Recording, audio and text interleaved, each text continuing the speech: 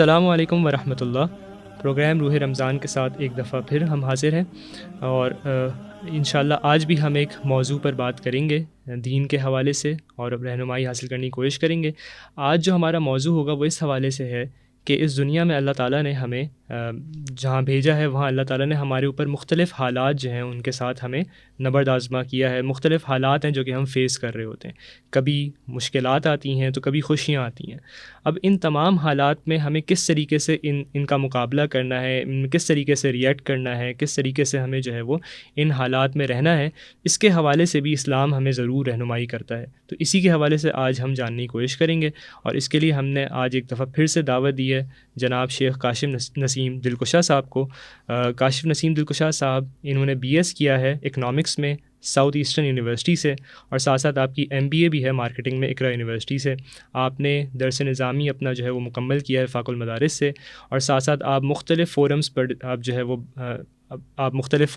وہ بات کرتے ہیں، اور ساتھ ساتھ خطاب جمعہ بھی جو ہے آپ دیتے رہتے ہیں، اور آپ فاؤنڈر ہیں آذان انسٹیٹیوٹ کے، اور وہاں کے لیڈ انسٹرکٹر بھی ہیں۔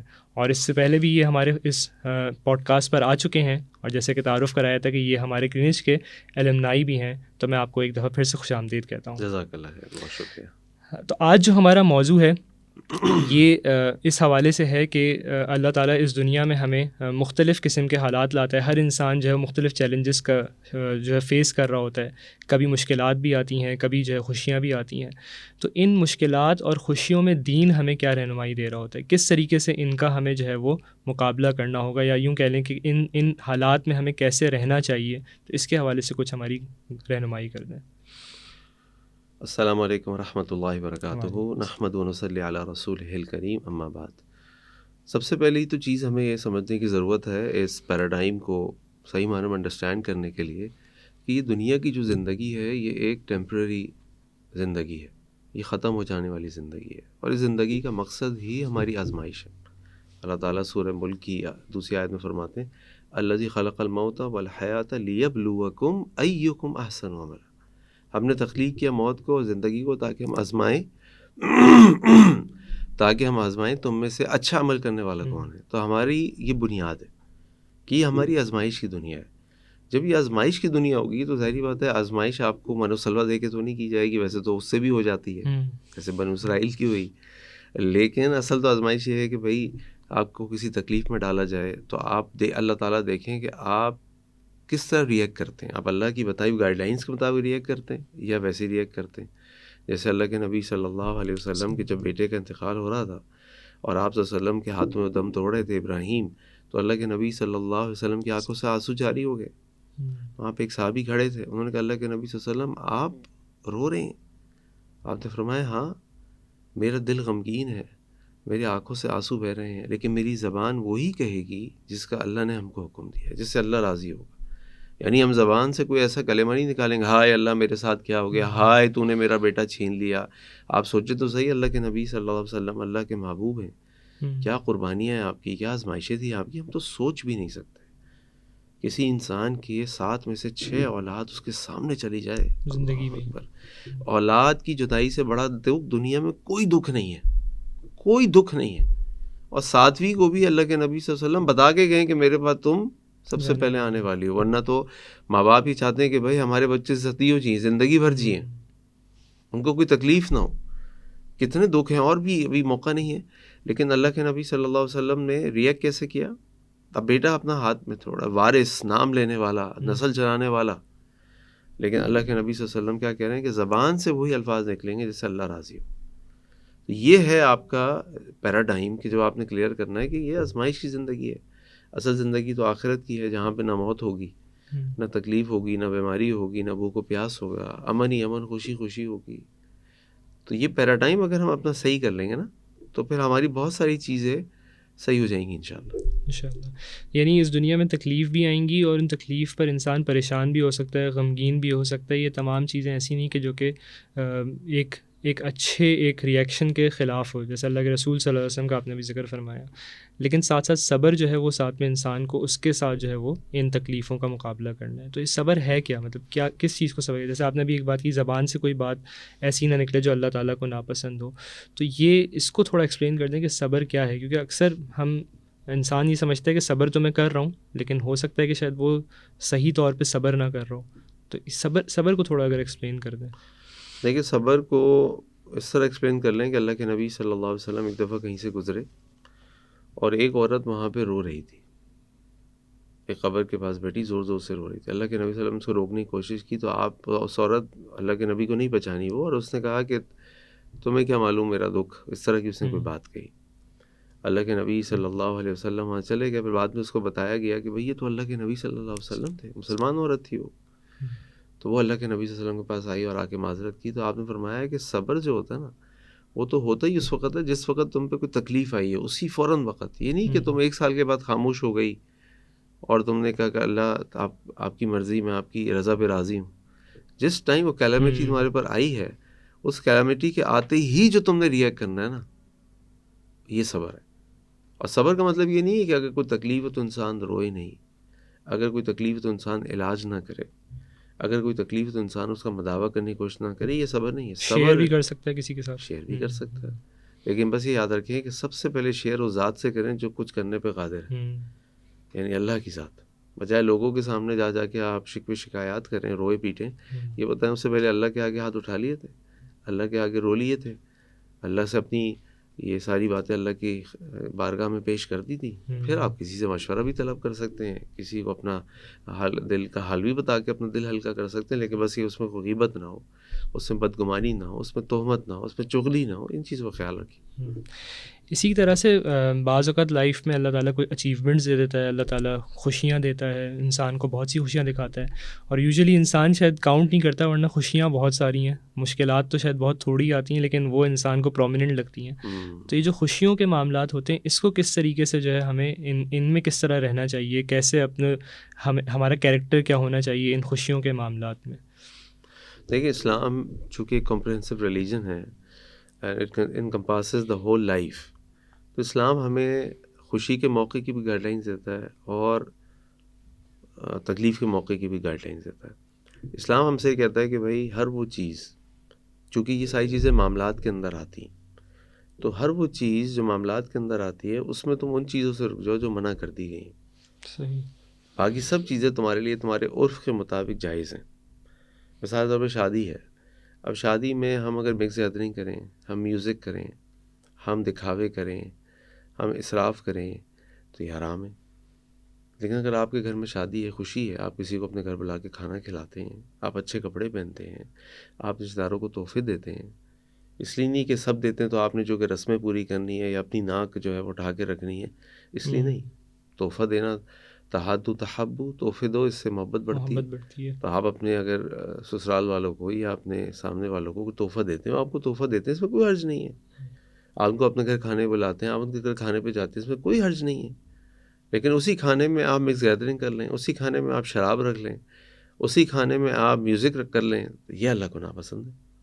بالکل اسی طریقے سے کسی کا انتقال ہو جاتا ہے، آپ اس سے ملنے جاتے ہیں، وہاں جا کے دعا کرتے ہیں، لیکن وہاں جا کے آپ سویم 10واں 40واں اور اس طرح کی اور دوسری قسم کی چیزیں کرتے ہیں، تو پھر یہ منع ہے. چونکہ یہ ایک عبادت کے طور پہ آپ کرتے ہیں. عبادت کا اصول یہ ہے کہ اس کا کوئی اصل ہونا چاہیے، اس کی کوئی بیس ہونی چاہیے. اس کی کوئی بیس ہے نہیں. اللہ کے نبی صلی اللہ علیہ وسلم کے سامنے صحابہ کا انتقال ہو رہا ہے، آپ کے اپنے فیملی ممبرس کا انتقال ہو رہا ہے، صحابہ کے سامنے ان کے رشتہ داروں کا انتقال ہو رہا ہے، کوئی یہ سارے کام نہیں کر رہا.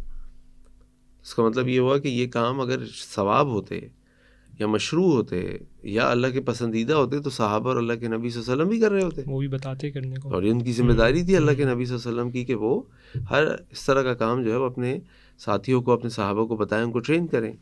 تو وہاں جا کے وہ چیز غلط ہو جائے گی. ورنہ اگر آپ کے گھر میں اللہ نہ کرے کسی کی میت ہو جاتی ہے، تو رشتہ دار ملنے آ رہے ہیں، تعزیت کرنے آ رہے ہیں، اس میں کوئی حرج نہیں.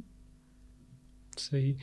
اور اس لحاظ سے اگر ہم دیکھیں تو جو ایک بندہ مومن ہے، ایمان والا ہے، اس کے لیے اللہ تعالیٰ نے بڑی ایک ہر چیز میں اجر و ثواب رکھا ہے. خوشی کے معاملات کو بھی اگر وہ، جیسے آپ نے ذکر کیا کہ وہ اس میں اگینسٹ دا شریعہ نہیں جا رہا، اور جو بھی کر رہا ہے within the boundaries of شریعہ کر رہا ہے، اور ایسی ہی تکلیفیں آ رہی ہیں اس پہ صبر کر رہا ہے، تو اس کے لیے تو ہر معاملہ ہی جو خیر کا بن رہا ہے. ایسے ہی ہے، بالکل ایسے ہی. اللہ کے نبی صلی اللہ علیہ وسلم کی حدیث بھی ہے، آپ نے فرمایا عجب لامر المؤمن، عجیب ہے مومن کا معاملہ، اور یہ مومن کے علاوہ کسی کا ہو بھی نہیں سکتا. اس کے ہر معاملے میں خیر ہے. وَإِنْ أَصَابَتْهُ سراء شکر وان اصابت ضراء صبر فکان خیر لہ، دونوں میں اس کے لیے خیر ہے. خوشی ملتی ہے شکر کرتا ہے، تکلیف ملتی ہے صبر کرتا ہے، اور دونوں میں خیر ہے. تو یہ مومن کا معاملہ ہے، مومن ہوتا ہی ایسا ہے. تو یہ اس لحاظ سے اگر دیکھیں، جیسے آپ شروع میں کہہ رہے تھے، تو اس کو ہم یوں کہہ سکتے ہیں کہ خوشی کا معاملہ بھی اور غمی کا معاملہ بھی، ہر چیز ایکچولی وہ آزمائشی ہے، مطلب وہ اس کی آزمائش ہو رہی ہے کہ وہ کیسے اس میں ریئیکٹ کر رہا ہے. جی بالکل، خوشی بھی آزمائشی ہوتی ہے اور وہ ہماری. بڑی آزمائش ہو جاتی ہے. جی اس میں انسان آپے سے باہر ہو جاتا ہے، اس میں انسان موج مستی میں چلا جاتا ہے، وہ بھی ہماری اللہ آزمائش ہے. تعالیٰ کو بھلا دیتا ہے، اس میں یاد نہیں رہتا اللہ تعالیٰ. بالکل بالکل. تو یہ کیسے ان چیزوں کو، جب کیونکہ ظاہر ہے ہم سننے میں ابھی ہم بات کر رہے ہیں، یہ چیزیں بہت اچھی ہیں، لیکن جب میرے ساتھ یہ معاملہ آئے گا تو اس وقت میں کیسے ان چیزوں کا خیال رکھوں، کس طریقے کیا کمی ہوتی ہے کہ میں ان حالات میں ان چیزوں کو یاد نہیں رکھ پاتا، کیوں میں بھول جاتا ہوں؟ دیکھیں وہ ساری چیزیں نا جا کے وہیں آ جاتی جو میں نے پچھلی ایپیسوڈ میں بھی آپ کے سامنے کہی تھی، کہ اللہ کا تقوی، اللہ سے تعلق، آخرت کی جواب داری کا احساس، اچھی صحبت، علم اور اہل علم سے تعلق، یہ وہ چیزیں ہیں جو انسان کو گائیڈ کرتی ہیں کہ اس اپنی زندگی کیسے گزارنی.